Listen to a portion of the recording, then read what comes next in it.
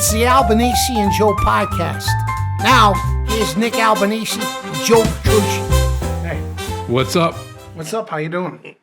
Pretty good, man. Here we are again. Yeah, this is nice. Nice, huh? We got a tea. What do you have? I just got some water in my last Sicilian cup. Oh, yeah, it's good promotion. Yeah. Now, you don't have any ice cubes because it'll make a clinking, like a clanky noise. No. I like room temperature. Now, do you normally drink water in a cup? It's kind of weird, right? No, well, for the show. Yeah, You wanted to, yeah, a promote. little class. A little class. That's good. So basically, this episode is just us drinking. Yes. It's all about drinking water. Water is very good for you. Now, actually today, dude, I don't know if this happens to you. I don't know if it's because we're getting older. I can tell you right now it is because we're getting older. Whatever you have to say. Because I drink a lot of water. And I have to have like a cutoff time on my water. Before you go to sleep. Yeah, like a few hours before, because then you're waking up in the middle of the night peeing. And Do you wake up peeing in the bed or are you in No, I haven't done that in a long time. But today I woke up like at 4:30 in the morning. I had to pee, and what sucks is getting up. I can't go back to sleep. Like when you get, because I usually get up like 6:30. I had my alarm set for 6:30, Right. and I got up at 4:30, and I couldn't fall back asleep. It screws my whole day up. You know what I find cures that? What? A job. Oh yeah. No, I'm just joking. I was like, was he going to tell me a secret? No, you know how people always say that? They say you go to... No, but that's the truth, though. As long as you can... It doesn't... Usually it's not a problem if you stay up for a little bit, Yeah. and then you can go back to sleep. But if you're staying up, that's actually a problem. I noticed, looking at my phone, to see what time it was, and the message from you, and you sending me reels at 4:30 in the morning. You were up at 4:30. Yeah, I don't like obviously getting up at that time, but I get up naturally. Same thing with you. That's why I can relate to what you're saying. If you fall asleep, but I can get back to sleep though. I mean, there are some days that you can't go back to sleep. It's terrible, but for the most part, I can fall back to sleep. But then my problem is the addiction of I'm starting to check the. It was more of a habit. I look at the phone just to see if anything's going on. Yeah. But what's going on in my life? Nothing. Well, nothing really happening, really. Yeah. But I'll still look anyway. I'll be like, oh, do I have any important messages? And I've had Facebook for like 14 years or something. When it first came out, it's been like 14 years, right? Yeah, it's 16 years now, I think. To this day, I've never got an important, urgent message. Was it 21 years? No, it can't be 20. 16 years, I think. But for some reason, you see that little red dot.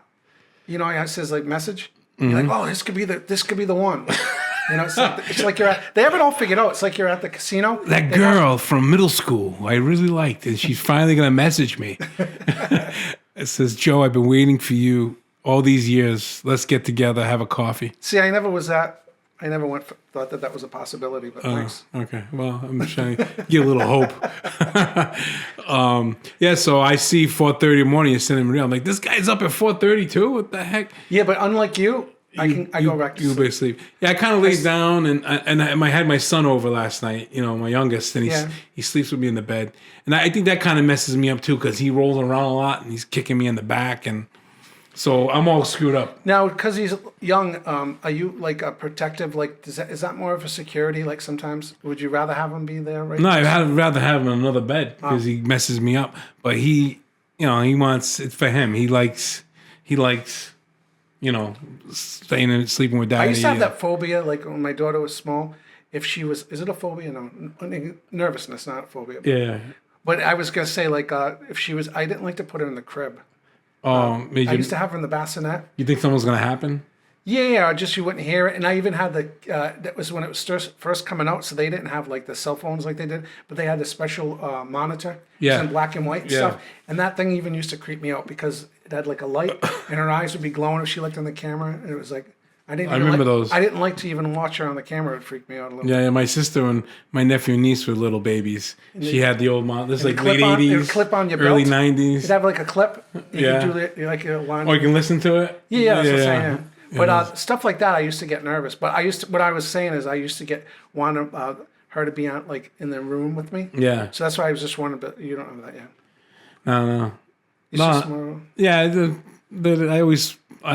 didn't mind either one. When they were little, it was nice to because before you know cuddle with them and stuff. But as they get bigger, it's freaking tough, man. And they move around, they kick you in the back, and you wake up with all these pains. No, and it doesn't. I was going to say too. That's another thing. It doesn't take much to throw, because we're older now. Yeah. To throw you out of whack when you're sleeping. Can't you, like, the littlest thing? It could be a pillow a certain way, and your whole day will be ruined. I know. You have it down to like a science. How you? And usually, I'll if I can, I'll take a nap. If like today would be a great day to take a nap. You know what? Here we are. In the afternoon? We're recording. Then I got to go to the gym at 5. Oh. And then I'm going to a wake after that. Now you think the gym would actually make you tired, but no, but I got to be dedicated. maybe you're just thinking of getting up and doing exercise. That's why you can't sleep. Well, actually, you can tell you the truth. Since I've been going to the gym and eating better and stuff, I've been sleeping better. I wake up with less pains too. Well, that's definitely true. I've only obviously, I didn't stick with it, but that used to happen to me if I try to, if I did have a good, I would say a week because of eating right. But you definitely do sleep better if you cut off earlier before you go to bed. Yeah. But and you sleep. I would say though at the same time you kind of sleep lighter. Maybe because I was on edge. Did you find you sleep almost lighter? Oh, you talking about like if you cut off a certain time of eating? Yeah, and you do. Oh yeah, I like usually, you almost want to wake up for breakfast. I usually don't eat after 6 o'clock. But you find like at night, like I used to find like it'd be like 5 o'clock, and I'd be like, I can't wait to have like some eggs and something like that. Oh, you're thinking about the next morning?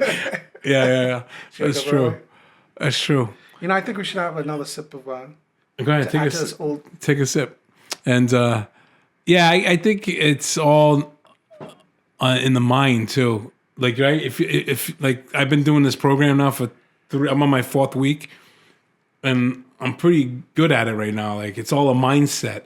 I'm avoiding all junk food. Like, even my kids come over and I get them, they got cookies and stuff like that. It doesn't even bother. I look at it, I have no desire for it. Nice. It's all like a mindset. So it was like, I was going to say too, did it get out of your system like you wean off of the sugar? Yeah, I've been doing no sugars. Like no carbs, really. The only carbs I've been having is white rice and potatoes. The only bad part about it, like you said, is a mindset. Yeah. I miss our, we used to go on a Monday and have a taco ultimate nachos. Oh, we'll do that again. That was a good time. I can't do it like, I don't be able to do it like every week, I think. But like, like, I don't know, they say once a week you can treat yourself, but I want to do different things. I want some pizza one week, maybe some Chinese another week. So the system, though, it's a good thing, though. Yeah. And I tried, we've tried before in the past, right? Everyone's tried diets. And I even did that juicing. Anybody did the juice fast? I do. Like 10 years ago? You were drinking, was it Hulk blood? The Hulk blood juice, great. I was juicing 3 times a day. That's all, no food, just juicing. I went on a 14-day juice fast, and I dropped like 20, 25 pounds. Now, does that, even though it's because you're condensing or, breaking everything down, does it cost a lot? Are you actually getting a lot of stuff goes into those drinks? Oh, it's expensive, the juice. Yeah, because you're using all fresh vegetables, mostly some fruits. And I was going to say, too, like, also you must go through a lot of toilet paper. It must get expensive, right? No, actually, you don't really go in the bathroom as much. I always want to talk about the toilet. And no, but the thing is, you lose all that weight, and I was feeling really good. But as soon as you start eating, it comes back quick. Yeah, the weight comes. But the thing I'm doing now, I think is the right way, and I find it for me, it's working the best. Well, I can tell already you lost. Yeah. So that's that. You know, and what I mean? It hasn't even been that long. No. Like I said, I did 3 weeks. This is my 4th week starting now. No, congratulations. Thank you very much. I think we should salute. It's not a salute, is it? It's to losing weight. I don't know if it was a good idea that we clinked the cups, but No, that's all right. It didn't break. no, I mean it's hopefully for nobody. It didn't sting anyone's ears. But. Oh no. Our editor will take care of that. Yeah. So, and the editor is. Want to tell him what it is? It's the guy. She does all the Martin Scorsese films. She's great. She's editing our podcast. Oh my god, my son Santino. He's the editor. He's good. He's shout out to Santino. Yeah, no, he's good. He's doing all the audio and everything. And the video and audio. And, yeah, he's putting together everything. He's good. Doing a good job. Even I'll put up the webpage for us, the YouTube. Yeah. They're watching us on YouTube. That's because of Santino. Yeah, no, he's good. Yeah, because we're a couple of Gen X guys. We Gen X though, you know a lot of stuff. You always play dumb, but you know a lot of stuff about computers. It's all an act. More than I do. I know a little bit, but I think we were kind of the right generation because we grew up without all this technology. Right. But it's still it's kind of once it came out, it's exciting. We're still young enough to learn it. Right. Don't you think? Just not young enough to have a proper night's sleep. But some of this new stuff, all the new stuff's coming out, and AI and all. To me, that now I feel like a boomer because when he talks about that stuff, I don't understand what that's going on. It's like talking crypto. Like to me, I don't get that stuff. Right. And I feel even older. But I like it though. Thank God I have a kid that's a teenager that knows all this stuff. Right. And he can help us out. Yeah, no, that's nice of him. Yeah, because a lot of the stuff is AI assistance, like they assist you. And yeah. He was showing us the music, everything. Yeah, it's crazy. You create it in a second. You just tell it what it wants, what you want. Yeah. I'm not gonna say what it wants because in the end, it's what the AI wants. It's what the AI wants. And like I know Hollywood's up in uproar and about this, and I can see that too because like a lot of this Hollywood's worried about how like all the extras in movies. Some movies they can create these fictional people to be background. And that's taking jobs away from all these people that make their living. Being background actors. You know who invented AI? Who? Italian guy. Really? Yeah, he was like, "Hey, hi." See look what I did. Oh my God, that's a dad joke right there. Oh my God. No, if an Italian guy invented AI, it wouldn't be called. It would be called AO. That's true. Hey, you trying to AO on the computer? That would be a skit for artificial objects. That would be a skit for having an Italian guy. Yeah. Going, let's just say. I'm gonna write this. Let me write this down. I can use it in my stand-up. Yeah, right. So I'll I returned to stand-up. The time this episode's probably airing, I already done a couple of shows. And then make sure after you say a joke on stage. AO. But here's what you need to do. Artificial objects. You need to give me a little bit of credit, like you'll be on stage and you go AI, and they go, Joe actually helped me with that. Just go serious for a second. Yeah, Joe was AI, and then I was like, AO. And then some other guy came and goes, hey, you. Hey, you really wrote it down. I think you're serious. No, I wrote it down to look cool for the podcast. I know. So we were saying though about that. No, it is cool though. Anyway. Stand up. I'm going back to stand up. I got a show. I mean, the time they see this, it's going to be over. Right. I have a show tomorrow night. I'm hosting my first comedy show in about at least that's a few years. It's been a few years. That's cool. So you're going to get back to doing that, or just yeah. I'm going to get back to it. That should feel good, though, right? Yeah. You should start trying some again too. Yeah. I did it a while back. And then we can do like a Albanese and Joe podcast tour. Wow. Yeah. How about that? We'll just sit down and people be looking at their watches and stuff like that. Yeah, we can just talk in front of a whole crowd. But we can only do 15-minute stand-up. No, I'm hopefully I work my way back up to. I used to headline, 45 minutes. I'm gonna work my way back to that. I think so. I'm gonna do it. Now, do you think you'll get away from? Obviously, you're Italian. You're not going to get away from it, but it was more focused on Italian. Yeah, my act 10 years ago was very Italian. It'll still be Italian. I mean, but I'm gonna have more subjects to talk about. I think. Yeah. Well, more life experience. Things have happened to me over the years since I left stand up. That's cool though. So yeah, I'm working on it. You should have a lot of fun doing that.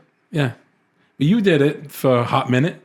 Yeah, I did it for a couple of months or something. Because I remember there was like a show. What was it? I did it at the Sunnyside.